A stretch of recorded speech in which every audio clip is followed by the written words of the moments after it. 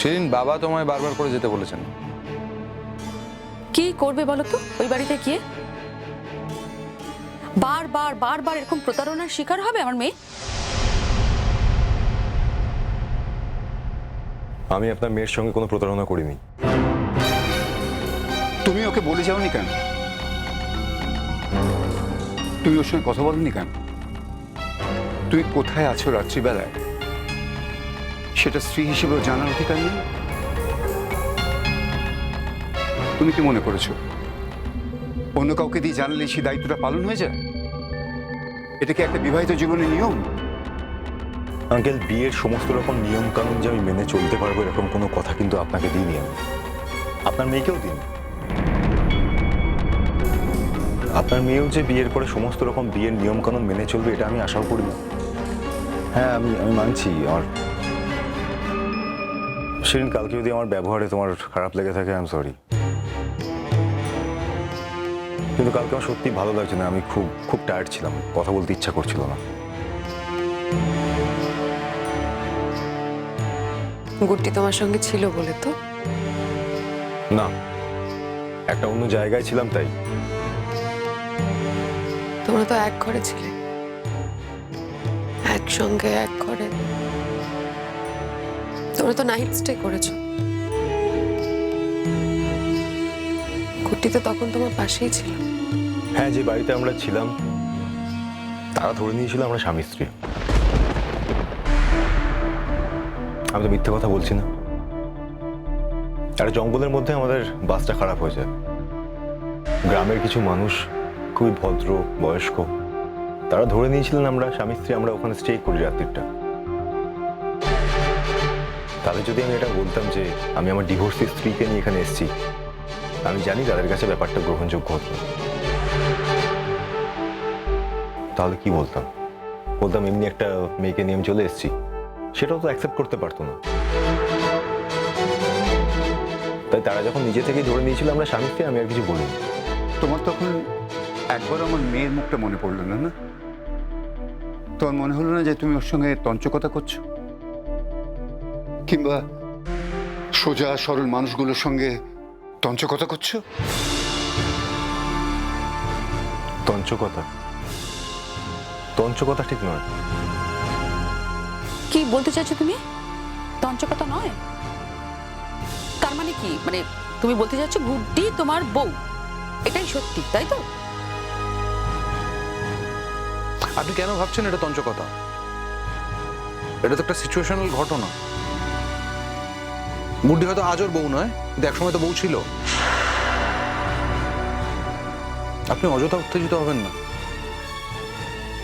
দাদা ভাই, তোমরা কি আমাকে ফেরত নিয়ে যেতে এসেছো নাকি এই কথাগুলো আবার নতুন করে শোনাতে এসেছো? যদি শোনাতে এসে থাকো তাহলে এই কথাগুলো আমার শোনা, আমার জানা, আমি এগুলো আর জানতে চাই না। তোমরা প্লিজ এখন যেতে পারো এখান থেকে। কথা উঠলো তাই বললাম। বাড়ি চলো শিরিন। কোন বাড়ি?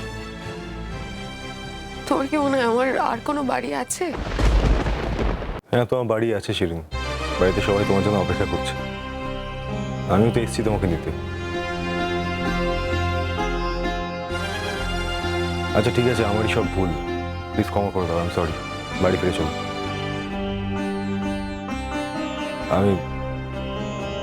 আমি তোমার কাছে ক্ষমা চাইছি নিঃশর্তভাবে। বাড়ি ফিরে চলো। শোনো অনুজ, আমি যদি তোমাকে ডিভোর্স দিও না, তোমার লাইফটাকে কিন্তু আমি হেল্প করে ছাড়ব। কারণ আমার কোনো দোষ ছিল না, আমি কোনো অন্যায় করিনি। তুমি আমার লাইফটা শেষ করে দিয়েছো। দিনের পর দিন আঘাতে আঘাতে আমার জীবনটা একদম জর্জরিত করে দিয়েছো বিয়ের পর থেকে। আমার কাছে আর ভালো মানুষ হয়ে থাকার না কোনো উপায় নেই। এসব থ্রেট করছো কাকে তুমি? থ্রেট করছো কেন? এখন তো ডিভোর্সের কথাটা উঠছে না, এখন তো বাড়ি যাওয়ার কথাটা উঠছে। যখন মিউচুয়াল ডিভোর্সের কথাটা উঠবে তখন ডিভোর্সের কথাটা বল। আর যদি তোমরা মিউচুয়ালি মনে করো ডিভোর্সটা দেবে, সেটা করতে বেশি সময় লাগে না। জানো তো তুমি, আগেও তো ঘটনাটা ঘটেছে পিকলুর জীবনে, মিউচুয়ালি ডিভোর্সটা কি সুন্দর হয়ে গেছে। দেখো শিরিন, এখন আমরা তোমাকে বাড়ি ফিরিয়ে নিয়ে যেতে এসেছি। বাড়ির সবাই এখন তোমার পক্ষের হয়ে কথা বলছে, সবাই সবাই সবাই তোমার হয়েই কথা বলছে। গুড্ডিকে কিন্তু কেউ তোল্লাই দিচ্ছে না। আর পিকলু যখন নিজে তোমাকে এখানে নিয়ে যেতে এসছে, তাহলে আমার মনে হয় তোমার বাড়িতে চলে যাওয়াটা উচিত। কারণ বাড়ির সবাই তোমাকে প্রায়োরিটি দিচ্ছে, গুড্ডিকে দিচ্ছে না। কে গুড্ডিকে তোল্লাই দিল আর কে আমার কথার দাম দিল না, তাতে সত্যি মনে হয় আমার কিছু এসে যায়? তো জানি আমার সাথে কি অন্যায়টা হয়েছে। আমি তোকে বারবার বলছি শিরিন, এবার তোকে একটা কড়া ব্যবস্থা নিতেই হবে। তুই যতদিন কড়া ব্যবস্থা না নিবি, ওরা কিন্তু তোকে টেকেন ফর গ্রান্টেড করে রাখবে। ওরা সবসময় ভাববে তুই বলছিস ঠিকই, কিন্তু কাজের কাজ কিচ্ছু করছিস না। তুই শুধুই বলিস, মুখেই বলিস, কিছু করে দেখা এবার। আপনি ইনস্টিগেট কেন করছেন বলুন তো? এটা তো এন্টায়ারলি আমাদের দুজনের ব্যাপার। আমার মনে হয় না এতে আপনাদের কথা বলার কোনো এখতিয়ার আছে। আছে কি? 100 বার আছে, 100 বার এখতিয়ার আছে। তুই বারবার মেয়েকে হার্ট করবে আর ও ট্রমাটাইজ হয়ে বাড়ি ফিরে আসবে, এটা তো হতে পারে না। যা প্রবলেম হচ্ছে আমার মেয়েরই হচ্ছে না।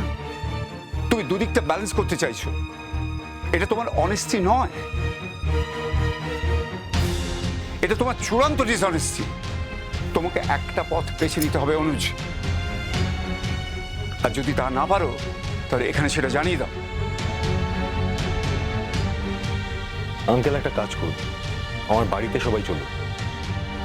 সবকিছু যদি শেষ করতে হয় তার তো একটা নিয়ম আছে। আমার বাড়িতে চলুন, সবকিছু। কি বললে? না, আমি কিছু বলুন।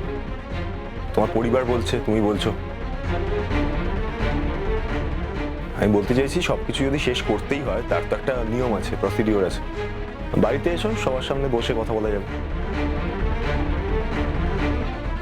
সবাই সেখানে উপস্থিত থাকবে, সবার সামনেই না হয় কথা হবে। দেখো, অনেস্টলি স্পিকিং শিরিন, আমিও তোমাকে হার্ট করতে চাই না, কিন্তু আমার তরফ থেকেও কিছু সত্যি কথা আছে যেটা আমি বলতে চাই তোমাকে। তাই বলছি, বাড়ি চলো, সবার সামনে কথা হবে। কি সেই সত্যি? সেটা আমি সবার সামনেই বলবো। সত্যিটা এটাই তো যে তুমি গুড্ডির সঙ্গে একটা প্যারালাল লাইফ কাটাতে চাও? শিরিন, আমার মুখে কথা বসিও না, তুমি ধরে নিচ্ছ এগুলো। আমি তো বলছি চলো, সবার সামনে কথা হবে। দেখো না পিকলু কি বলতে চায়, শোনো ওর কথাটা। শুনে যদি অ্যাকসেপ্ট করতে পারো তাহলে সম্পর্ক থাকবে, যদি অ্যাকসেপ্ট করতে না পারো তাহলে সম্পর্ক থাকবে না। কিন্তু আগে কথাটা শোনো। কি বলছো দাদা ভাই, এটা কি ছেলে খেলা? না, আমার লাইফটা একটা ছেলে খেলা? তোমার মনে হয় যে অনুজকে আমি আমার লাইফ নিয়ে ছেলে খেলা করার অধিকার দিয়েছি? কারোর জীবন নিয়ে ছেলে খেলা করা যায় না শিরিন। ছেলে খেলা করাটা খুব গহীর কাজ, কারোর জীবন নিয়ে যায় না। তোমার জীবন নিয়ে ছেলে খেলা করা যায় না, পিকলুর জীবন নিয়ে ছেলে খেলা করা যায় না, গুড্ডির জীবন নিয়ে ছেলে খেলা করা যায় না, তাই না শিরিন? তোমাকে আজকে ও বাড়িতে যেতে বলছি। ও বাড়িতে বাবা আজকে কথা বলবেন, বাবা গুড্ডিকেও ডেকেছেন। গুড্ডির সামনে বাবা তোমার সাথে কথা বলবেন, গুড্ডির সাথে কথা বলবেন, যা ফয়সলা হওয়ার হবে। তাই আমি বলছি তুমি চলো, সবার সামনে সব কথা পরিষ্কার হয়ে যাবে। তুমি কি চাও সেই কথাটাও হবে, এবং সবাই একসঙ্গে বসে কথা বললে তুমি যেটা চাও সেটার একটা সলিউশন হতে পারে।